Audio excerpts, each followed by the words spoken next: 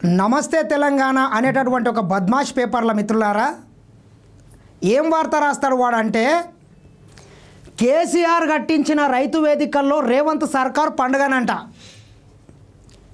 కేసీఆర్ కట్టించినటువంటి రైతు వేదికల్లో రేవంత్ సర్కార్ పండుగ చేస్తుందనేటటువంటి ఒక కథనం రాసిండి సన్నాసి ఈ అవులేగాడు నమస్తే తెలంగాణ పేపరోడు.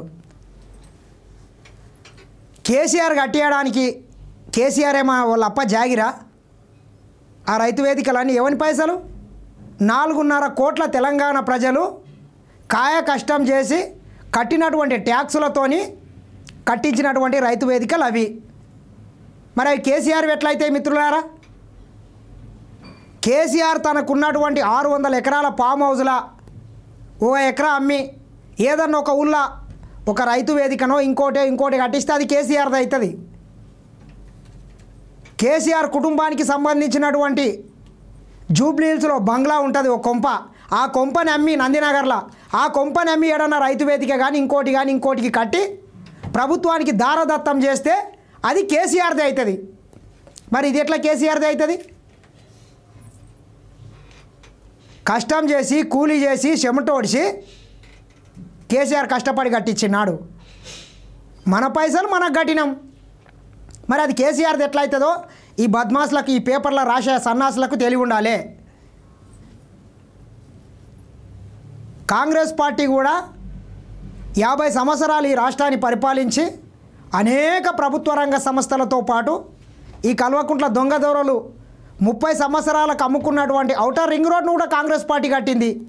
మరి కాంగ్రెస్ పార్టీ ఏ రోజు కూడా అది మాది మా అప్పజాయిరని కాంగ్రెస్ పార్టీ ఏ రోజు చెప్పుకోలేదు. ఈరోజు హైదరాబాద్లో కావచ్చు ఈ దేశాన్ని నిర్మించినటువంటి అనేక సంస్థలు ప్రభుత్వ రంగ సంస్థలు అనేక కార్యాలయాలను కాంగ్రెస్ పార్టీ కట్టింది. ఏ రోజు ఇట్లా డంబాచారము ఇంత సొంత డబ్బా ఇటువంటివి కొట్టుకోలేదు కాంగ్రెస్ పార్టీ. ఎందుకంటే కాంగ్రెస్ పార్టీ ఆ రకంగా ఏ రోజు పనిచేయదు. ఈరోజు బీఆర్ఎస్ కావచ్చు ఇంకోటి కావచ్చు ఎవరి పరిపాలన ఎవరి అధికారంలో ఏదైనా నిర్మిస్తే అది ప్రభుత్వ సొమ్ము, ప్రజల సొమ్ము. ప్రభుత్వం అంటే ప్రజలు. ఈ యావత్ 4.5 కోట్ల ప్రజలు కాయ కష్టం చేసి ట్యాక్సులు కడితే కేసీఆర్ లాంటి శాతగాని దద్దమ్మలు ఫామ్ హౌస్లో వండుకొని ప్రతి నెల 6-7 లక్షల రూపాయలు మన చెమట, మన కష్టార్జితము, మన రెక్కల కష్టము, మనం కష్టం చేసి వాళ్ళ ట్యాక్సులు కడితే వాళ్ళకి జీతాలు పోతున్నాయి. సొమ్మొక్కడిది సోకొక్కడిది అన్నట్లు ఈరోజు విలాసవంతమైనటువంటి జీవితాలను ఆ దొంగలు గడుపుతున్నారు. మళ్ళొకసారి ఇటువంటి బద్మాష్ వార్తలు రాస్తే మర్యాద ఉండదు. పనికిరాని కట్టడాలు కూడా చాలా కట్టిండు కల్వకుంట్ల చంద్రశేఖరరావు. ఊరూరు పేరు మీద ఊరుకో ఇల్లు కట్టలేదు కానీ ఊరూరుకు కల్వకుంట్ల చంద్రశేఖరరావు గారి పరిపాలన విసిగి వేసారి చచ్చిపోతే బొందలగడన పనికిరాని రూములు కట్టి కాంపౌండ్ వాళ్ళు కట్టి లక్షల కోట్ల రూపాయలని దుబారా చేసాడు. ఈ రోజుకి అక్కడ ఒకని కాల్చింది లేదు, పీకింది లేదు. కొన్ని పట్టణాల ప్రాంతాల్లో, కొన్ని రూరల్ ప్రాంతాల్లో, రూరల్ ప్రాంతాల్లో మాత్రమే పనికొస్తున్నాయి. అర్బన్ ఏరియాలో ఎక్కడ కేసీఆర్ కట్టించినటువంటి బొందలగడ్డ దేనికి పనికొస్తలేదు.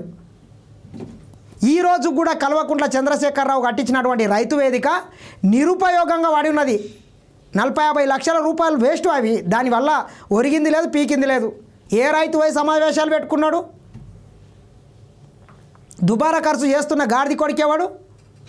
గతంలో రైతు పండుగ పేరు మీద సారా దాగుండి, కళ్ళు దాగుండి, బీరు దాగుండి, బిర్యానీలు తినుండి, మేకలని గొల్లని బలరాని కోసుకొని తినుండి అని చెప్పి ప్రతి ఊరికి నిధులు కేటాయించినటువంటి సన్నాసేవాడు మీరు కాదా కేసీఆర్?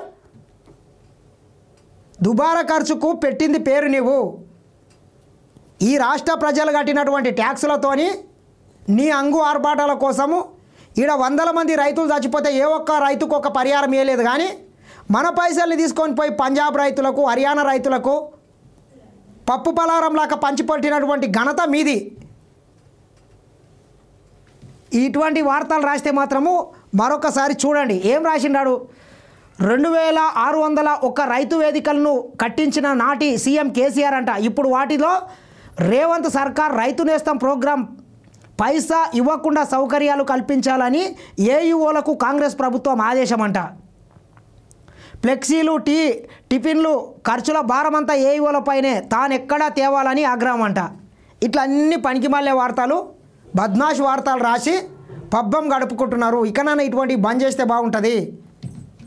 కాంగ్రెస్ పార్టీ కూడా అనేక కట్టడాలు హైదరాబాద్లో కట్టించింది. అంతర్జాతీయ ఎయిర్పోర్ట్ కావచ్చు, రింగ్ రోడ్ కావచ్చు, బిహెచ్ఎల్ కావచ్చు, డిఆర్డిఓ కావచ్చు, హెచ్సిఎల్ కావచ్చు, ఇట్లా అనేక ప్రభుత్వ రంగ సంస్థలు ఈరోజు కాంగ్రెస్ గట్టినే ఉన్నాయి.